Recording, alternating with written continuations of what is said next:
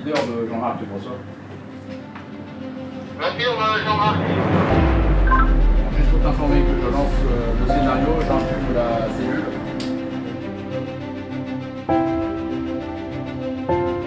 La genèse du projet consistait pour le groupe ADP et plus particulièrement la plateforme de Paris-Orly de disposer pour les effectifs SSLIA d'un outil de formation adapté, évolutif et répondant aux enjeux de formation présents, à venir, tout en respectant les critères environnementaux pour un aéroport plus vertueux.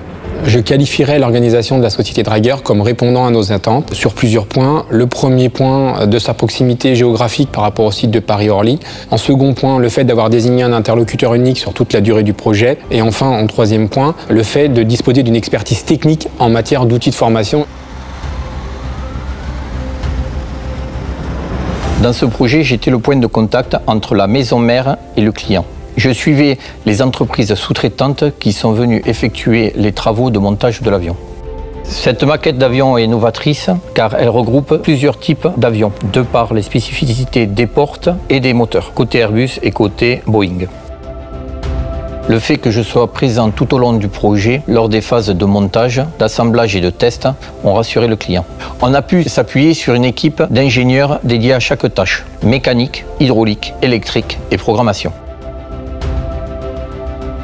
Les formations dispensées ont pour objectif pédagogique de créer des automatismes en situation dégradée, de placement en fonction des différents types de feux, d'acquérir des automatismes lors des reconnaissances et une adaptation en fonction des différentes interventions.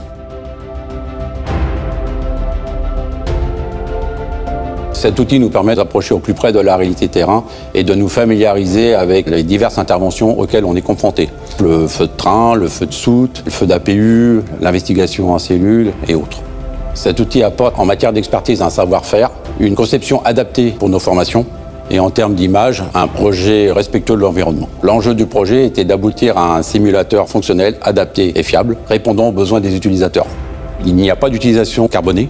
Tous les matériaux utilisés sont recyclables et on utilise en l'occurrence des fumées froides non toxiques. Ce simulateur nous permet de nous entraîner quotidiennement et régulièrement. Nous pouvons jouer tous les scénarios possibles que l'on retrouve sur le terrain et nous avons effectivement la chance d'avoir ce simulateur à l'échelle 1 qui correspond à nos attentes et qui est très apprécié des utilisateurs.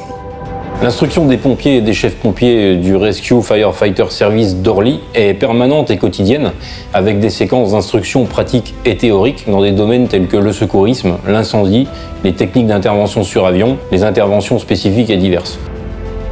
L'outil que nous utilisons est une réelle plus-value car il nous permet de reproduire la réalité opérationnelle du terrain sur des scénarios qui nous permettent d'adapter nos procédures et de développer des actions réflexes sur tout type d'intervention.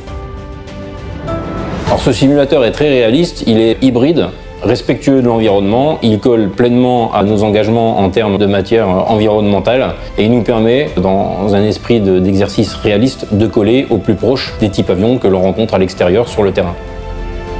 En conclusion, c'est une opportunité pour le groupe ADP et la plateforme de Paris-Orly et plus principalement ses équipes SSLIA de disposer d'un outil de formation à la pointe et qui permet d'être évolutif dans le temps.